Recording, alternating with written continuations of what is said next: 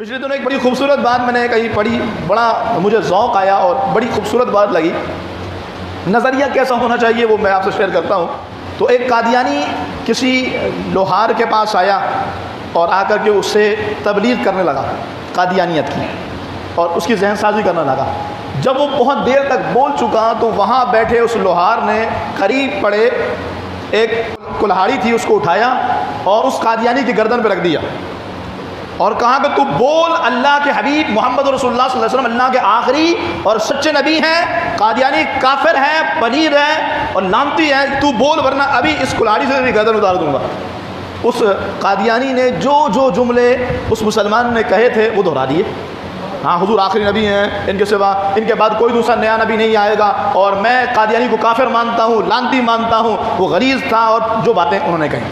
اچھا، اس کے بعد اس مسلمان نے اس کلہاڑی کو پکڑا اور اس قادیانی کو پکڑایا، کہا اب یہ تم پکڑو، اور جیسے میں نے تمہاری گردن پہ رکھا نا ایسے میری گردن پہ رکھ کے بولو کہ تم کہو کہ رسول اللہ صلی اللہ علیہ وسلم آخری نبی نہیں ہے، تم کہو کہ رسول اللہ صلی اللہ علیہ وسلم کا دین سچا نہیں ہے، تم کہو کہ رسول اللہ صلی اللہ علیہ وسلم کو گالی دو، تم میرے گردن پہ کلہاڑی رکھ کر کے بولو، لیکن اللہ کی قسم میں مرتے مر جاؤں گا لیکن یہ جملہ کبھی بھی ادا نہیں کروں۔ نظریہ ایسا ہونا چاہیے، فکر ایسی ہونی چاہیے۔ یہ جان بھی ظہوری نبی کے طفیل ہے، اس جان کو حضور کے قدموں پہ وار دو۔ یہ کون سی بات ہوئی؟ کبھی یہ بات ہے اس کو قبول کر لیا، یہ بات ہے اس کو قبول کر لیا، یہ بات ہے اس کو قبول کر لیا۔ یہ تو نظریاتی لوگوں کا شیوا نہیں ہے۔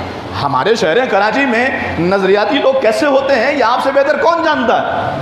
میری مراد وہ سیاسی پارٹیز ہیں کہ اگر کوئی بندہ کسی سیاسی پارٹی کا حصہ بن گیا، اس کا لیڈر مطلب پکا چور، چمار، زانی، لعنتی، یعنی کھلم کھلا اور سرٹیفائیڈ لعنتی ہو، دنیا جانتی ہو یہ چور ہے، لیکن اس کے باوجود مجال ہے کہ وہ اپنے لیڈر کے خلاف کوئی بات سن سکتا ہے۔ آپ اس کے خلاف بول کر کے دکھائیں، وہ لڑنے کو تیار ہو جائے گا۔ اس بات کا کوئی جواب نہیں دے گا کہ میرا لیڈر چور ہے یا میرا لیڈر لعنتی ہے اور دنیا نے اس کو چور مان لیا ہے۔ وہ اس بات کو اوپر گفتگو ہی نہیں کرے گا، وہ صرف آپ سے اس بات پہ لڑے گا میرے لیڈر کو برا کیسے کہا، میرے لیڈر کے خلاف بات کیسے کی۔ میں نے کہا نظریاتی ایسے ہوتے ہیں۔ خدا را کم از کم اس کراچی کے سیاسی پس منظر سے ہم اور آپ اس طور پر سبق حاصل کر سکیں کہ ہم بھی اسلام میں نظریاتی بن جائیں، ہماری فکر بھی نظریاتی ہو جائے۔ ہم پھر کہیں کہ تو اپنی باتیں اپنے پاس رکھ، کوئی حدیث لے کر کے آ جائے کہ دیکھو بھائی صحابہ میں لڑائیاں ہوئی ہیں، کہ اپنے پاس رکھ، ہمارے پاس قرآن پہنچ چکا ہے، کل وعد اللہ الحسنى، اللہ نے سب کے ساتھ جنت کا وعدہ کر رکھا ہے۔ کوئی لے کر کے آتے دیکھو یار یہ معاملات تھے، اب بتاؤ کیا کریں، ہم اس کو مانے اس کو مانے، کہ اپنے پاس رکھ، ہمیں ہمارے بزرگوں نے دین ہم تک پہنچا دیا ہے۔ ہم وہ لوگ نہیں ہیں کہ کسی ایک مولوی کے آنے پر، کسی موچی کے بولنے پر ہم اپنا دین چھوڑ کر کے اس کی باتوں پر چل پڑے، کسی انجینئر کے بتانے دین چھوڑ کے اس کی باتوں پر چلنے پڑے۔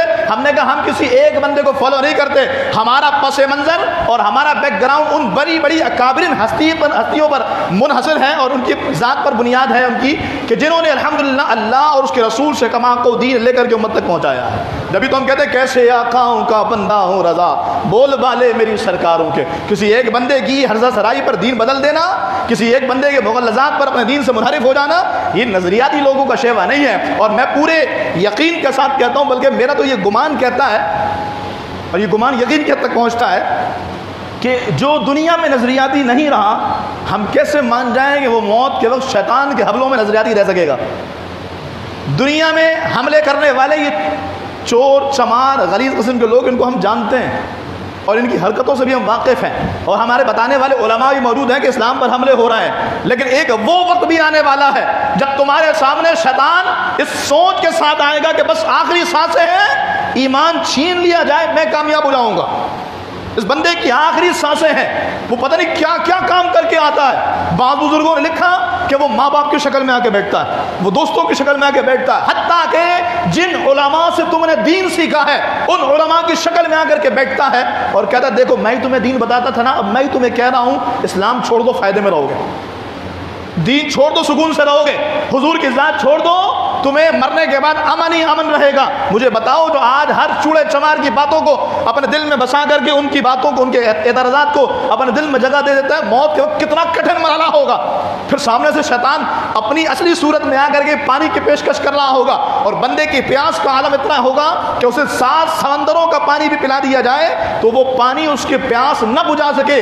ایسے موقع پر اس بندے کو شیطان پانی کی آفر کرے گا، یہ بوٹل لے لو پانی کی، ایمان چھوڑ دو، میں تمہیں پانی پلانے کو تیار ہوں۔ اب اس موقع پر پتہ نہیں ہماری موت کیسی لکھی ہے، کیا پتہ اللہ نہ کرے اللہ عافیت والی شہادت کی موت دے، کیا پتہ ایسی موت ہو کہ جب ہم خود 4 دن سے پیاسے ہوں اور اس موقع پر حلق سے ایک گھونٹ پانی نہیں اتارنے دیا گیا ہو، اور ایسے موقع پر شیطان پانی کی بوتل لے کر آ جائے، اسلام چھوڑ دو تو پانی لے لو، دین چھوڑ دو تو پانی لے لو۔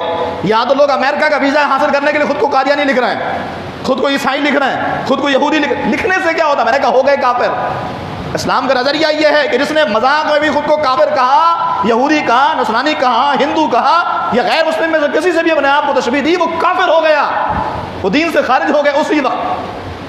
تو ایسے موقع پر کہ جب ہماری فکر اتنی کمزور ہے، شیطان کے حملوں کا ہم کیسے مقابلہ کر سکیں گے؟